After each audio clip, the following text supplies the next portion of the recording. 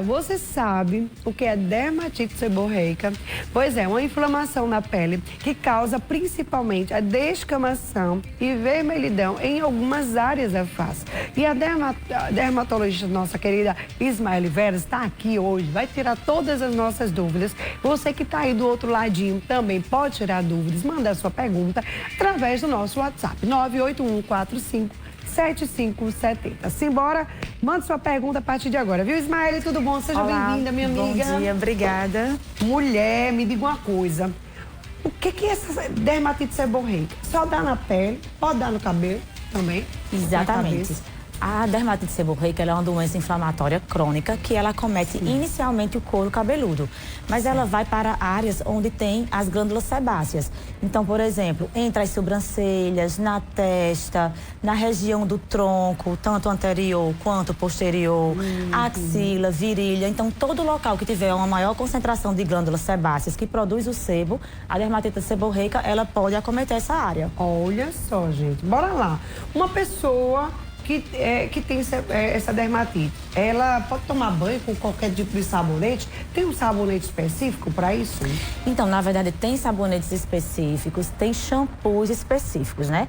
O que eu quero falar é sobre o porquê dessa dermatite seborreica. Então, a dermatite seborreica, ela tem principalmente 3 fatores. Então, existe a colonização por um fungo, que é o Malassezia furfo.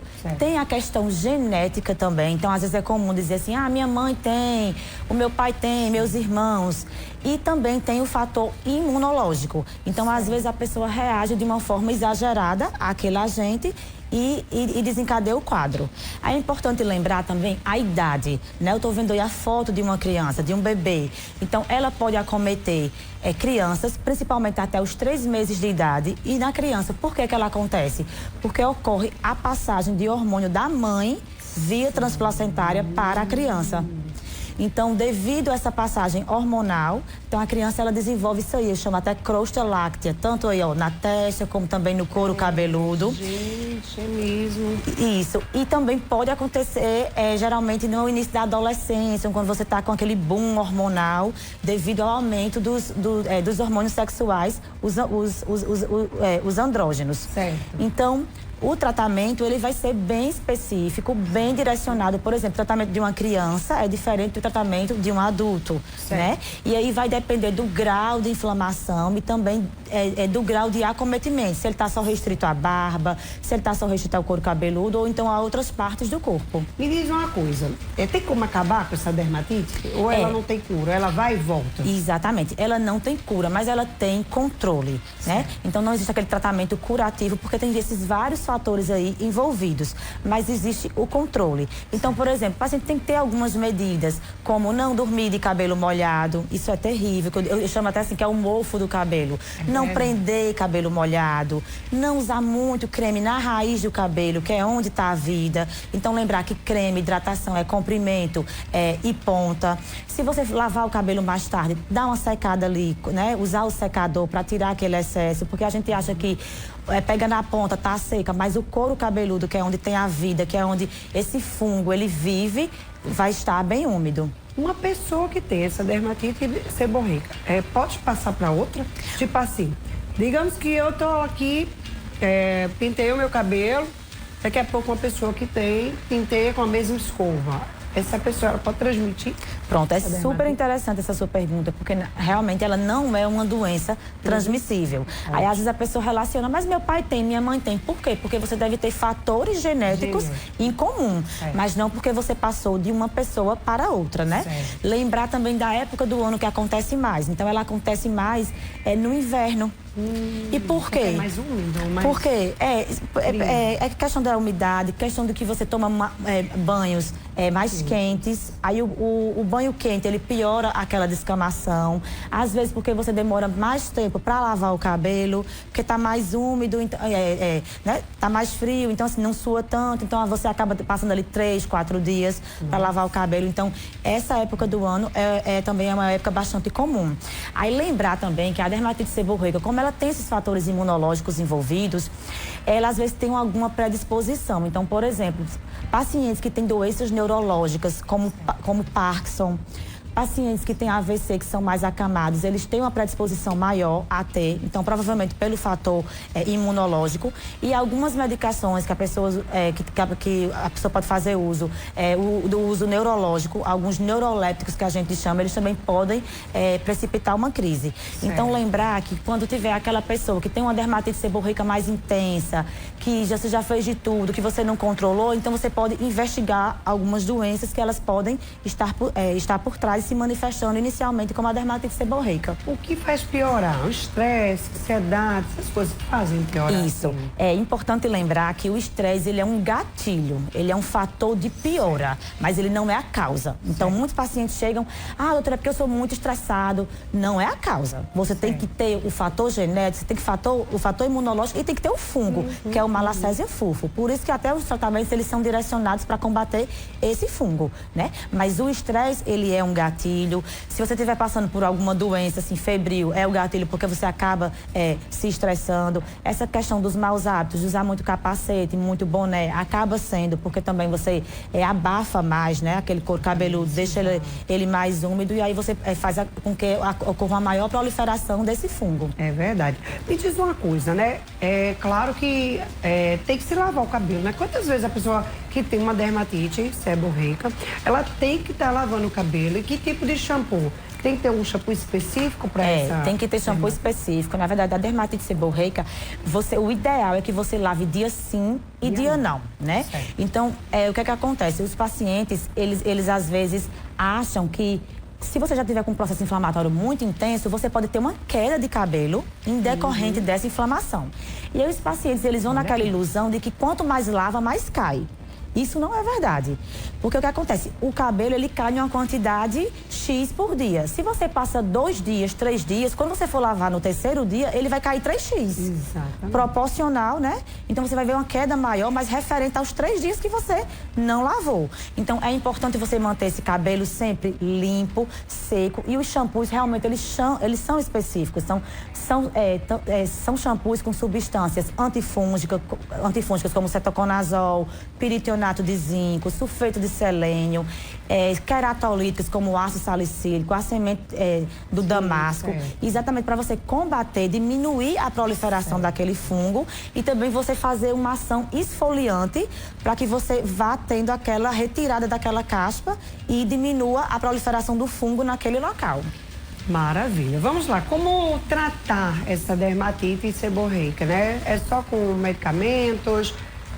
Shampoos específicos? Isso. Se for um tratamento mais para ser mais rápido? Se for um grau inicial leve, às vezes só o shampoo específico, 2 a 3 vezes por semana. Lembrando que o uso do shampoo não é só colocar e tirar. Então você tem que deixar ele agir pelo menos 3 minutos, esfregar com a ponta dos dedos, né?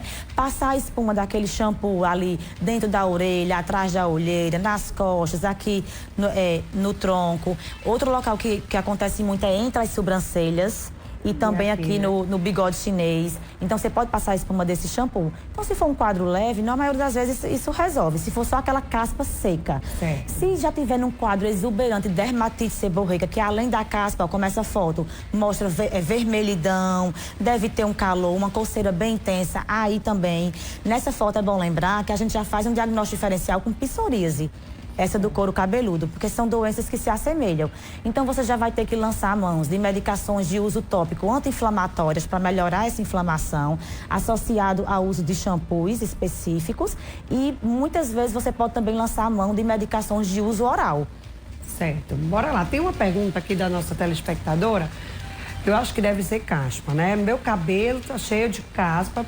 Pegada? Isso, mais grudada. Tipo aquela mais... Isso, mais grudada, mais aderida. Já sei de tudo que devo fazer. A Josileide de Santa Rita. Pronto, essa caspa mais aderida ao couro cabeludo, que é o que ela se referiu, aí você já entra num diagnóstico diferencial com psoríase. Então, a dermatite seborreica, por si só, ela já é aquela caspa mais seca, que você passa o dedo e ela solta, ela mancha sua roupa, ela suja sua roupa. Quando você tem essa caspa mais aderida ao couro cabeludo, então você pode estar diante de um quadro de psoríase. Quando é aquele quadro inicial que você ainda não consegue diferenciar, a gente chama de seboríase, que é a mistura da seborreia com a psoríase.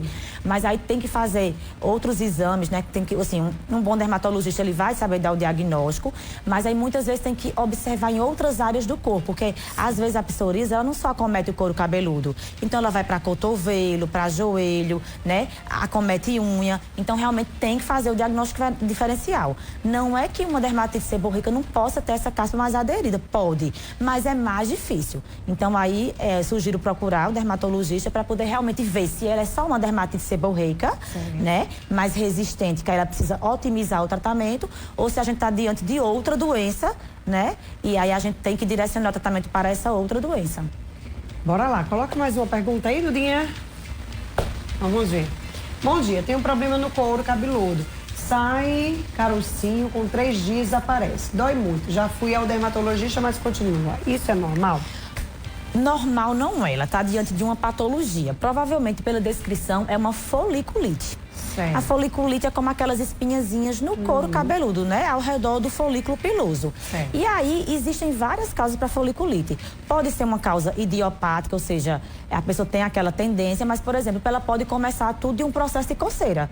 Certo. Então, uma caspa, uma dermatite seborreica, ela pode, depois, consequentemente, ter uma foliculite. Por quê? Porque você começa a coçar aquele couro cabeludo, a nossa unha, ela é suja, você começa a ferir, a infeccionar, levar bactérias para o local e você tem esse quadro de foliculite. Certo. Então, aí provavelmente é foliculite, mas tem que ter, assim, existem várias causas de foliculite, né? Vários motivos, e aí isso não é normal, é uma patologia, realmente tem que procurar o especialista. Me diz uma coisa, né? Essa dermatite seborreica, né? Vamos lá.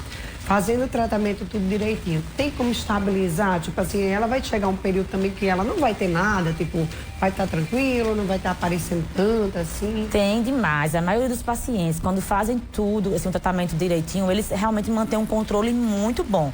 Então, eu sempre chamo que o tratamento ele tem 2 fases. Tem a fase de ataque, que aí o paciente está numa crise exacerbada, então você geralmente lança mão de muitas substâncias, né? E aí depois você tem que ter o hábito e você depois direciona o tratamento para uma manutenção. Qual é a manutenção? Sempre tá usando um shampoo anti-caspa específico, dermatológico. Não são aqueles comerciais que vendem em supermercado. Que eu uso tal. Mas não é, aquilo ali não é um tratamento. Ali é para o paciente usar no dia a dia como se não tivesse. De caspa, resolve? Exatamente. Esse shampoozinho esses assim comerciais de supermercado, isso aí não, eu chamo de perfumaria. Certo. Isso aí, assim, você já está controlado para você fazer uma manutenção, mas sempre alternar com um shampoo específico dermatológico. Então, os pacientes, quando eles fazem o tratamento da crise e tem um tratamento de manutenção direcionado e seguem os hábitos, porque eu digo que os hábitos, muitas vezes, são mais importantes do que as medicações. Então, vamos supor, você usa o shampoo lá certinho, tá fazendo tudo, mas você chega em casa à noite, toma banho, lava seu cabelo, vai dormir com ele molhado. Mulher, prende o cabelo molhado. Homem, passa o dia de capacete, não tira ali em nenhum momento. Passa o dia de boné, de chapéu. Então, assim, você não tem como controlar. Por melhor tratamento que você esteja fazendo, você tem fatores ali que estão servindo como gatilho e que estão mantendo a proliferação daquele fungo. Uma pessoa, né, que coloca mega hair, digamos assim. Tem gente que ainda tem um negócio e ainda bota mega. Isso. Para piorar mais na situação, né? Porque vai lá na pontinha. E isso não faz com que fique pior? O que acontece é que quando você usa o Mega Hair, você já tem um maior cuidado na hora da limpeza. Então, aquele cabelo, ele pode não ficar tão bem lavado. Então, exatamente no couro cabeludo, onde o cabelo é preso, é onde é a vida do cabelo, onde o fungo se prolifera. Então, o local que você tem mais que lavar, você às vezes não lava adequadamente e você realmente precipita. Então, essas pessoas que têm mega hair, elas têm uma maior chance de ter o quadro. É verdade. Vamos lá.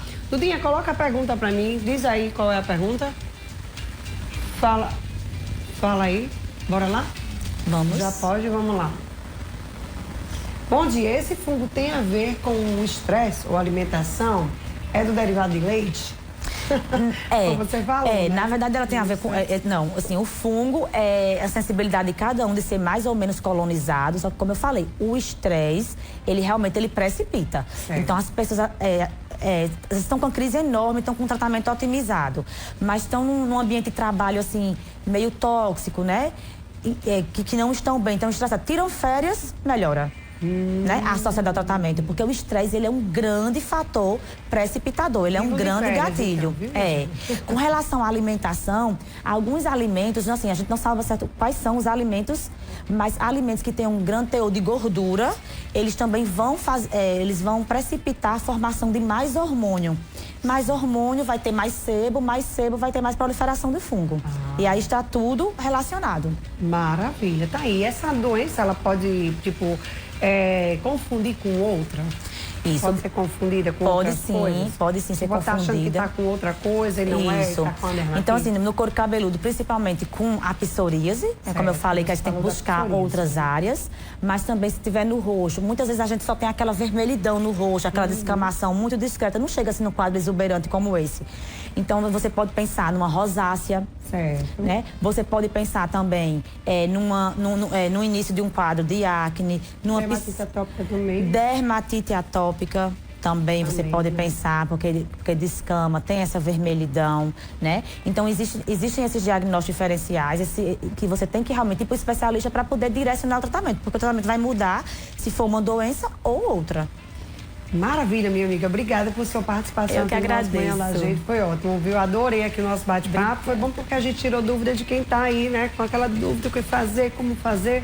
Enfim, mas foi ótimo. Muito obrigada. Eu que agradeço o convite. Olha aí, gente, ó.